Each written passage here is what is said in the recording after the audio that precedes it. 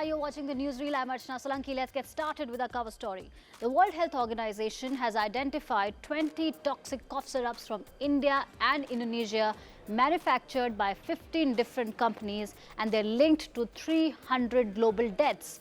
Responding to a CNBC-TV18 query, a WHO spokesperson has confirmed that these 20 products are all syrups that were manufactured by 15 companies from these two countries. They were either cough syrups, paracetamol, or vitamin syrups. However, the WHO hasn't revealed names or details of manufacturers. This news comes just weeks after the government made quality checks on exports mandatory following the deaths of several children in Gambia and Uzbekistan linked to India-made cough syrups. Prime Minister Narendra Modi has begun his 3-day visit to the United States as a part of his Maiden State visit to the country. He is expected to land at the Andrews Air Force Base in Washington, D.C. tonight, where he will be welcomed by members of the Indian diaspora. Prime Minister Modi is expected to meet top American CEOs, including Elon Musk. Renowned economists, authors and investors are also likely to call on the Prime Minister. In an exclusive interview to the Wall Street Journal, Prime Minister Modi said that ties between India and the United States are stronger and deeper than before. On the Russia-Ukraine war, he said, and I quote, "Some people say that we are neutral, but we are not neutral. We are on the side of peace. The world has full confidence that India's topmost priority is peace," end quote. Another big headline, Union government has stepped in after nearly 100 suspected deaths due to the heat wave in Uttar Pradesh and Bihar. Health Minister has said that a 5-member expert team will visit the worst affected states. Families of victims and experts have blamed rising temperatures and humidity for this death. Big story coming in from the aviation sector. Indigo has placed an order for 500 Airbus A320 Neo family aircraft. This is the largest ever purchase by an airline in one go. The Interglobe aviation stock hit a lifetime high today. The aircraft will be delivered between 2030 and 35. Combined with the previous order of 480 aircraft, Indigo's order book now has almost 1,000 aircraft. According to Bloomberg, after Apple, now Google too is looking to diversify beyond China. The tech giant is looking for suppliers in India to assemble its Pixel smartphones. According to the reports, the company has started conversation with names like Lava, Dixon and Foxconn's India unit. If the plan materializes, then Google would be the third major global player to use India as a manufacturing hub after Apple and Samsung. In a relief for truck drivers, Union Transport Minister Nitin Gadkari has said that all truck cabins will have to be mandatorily air-conditioned starting in 2025. In order to make this necessary transition, the commercial vehicle makers have been allowed a period of 18 months. According to reports, the additional expenditure for installing air conditioners in truck cabins would lead to an added cost of 10,000 to 20,000 rupees for each truck.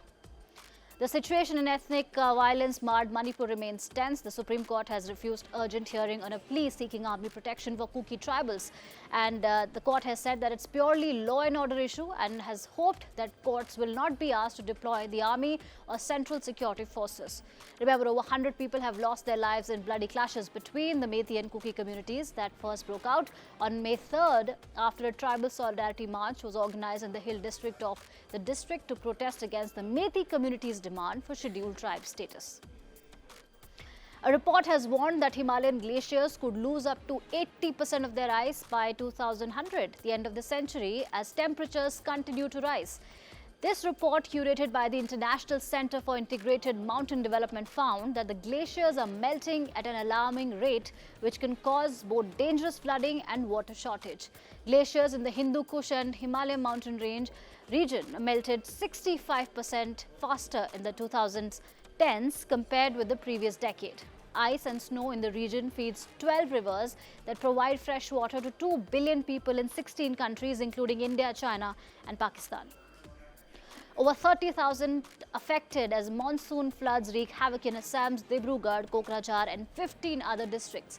The Indian Meteorological Department has issued a red alert and predicted very heavy to extremely heavy rainfall across several districts of the state over the next 5 days. The politics over rice supply to Karnataka for the ruling government's Annabhagya scheme heated up, with the ruling Congress and the opposition BJP sparring with each other over the issue and staging demonstrations in various parts of the state. Several BJP leaders, including former Chief Minister Basavaraj Bommai, were detained in Bengaluru during these protests. Under the Anna Bhagya scheme, the Congress government will provide 10 kg of grain monthly to each member of below poverty line families in the state. But it is an uphill battle for the government as the Food Corporation of India has stopped the sale of rice and wheat to state governments on June 12th. All right, let's get the big international headlines. A massive rescue operation is underway in the Atlantic Ocean after a submersible vessel to view the Titanic wreck went missing. Now, ships and planes from United States and Canada are looking for this vessel that had 4 tourists on board and 1 pilot. The tourists include UK billionaire Hamish Harding, Pakistani businessman Shahzada Daud and his son Suleiman, among others. Chinese e-commerce giant Alibaba Group announced a surprise succession plan. The firm's e-commerce executive Eddie Yongming will replace Daniel Zhang as the CEO. Executive Vice Chairman Joseph Tsai will succeed Zhang and rise to the position of the chairman.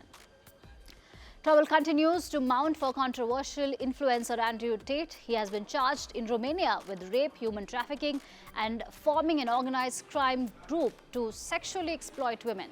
His brother and 2 other associates also face these charges and all have denied the allegations. The Tate brothers were first arrested at their Bucharest home in December last year. Well, that's it from me and my team. It's a wrap on the Newsreel. Stay tuned. We'll be back with another power-packed lineup of stories tomorrow.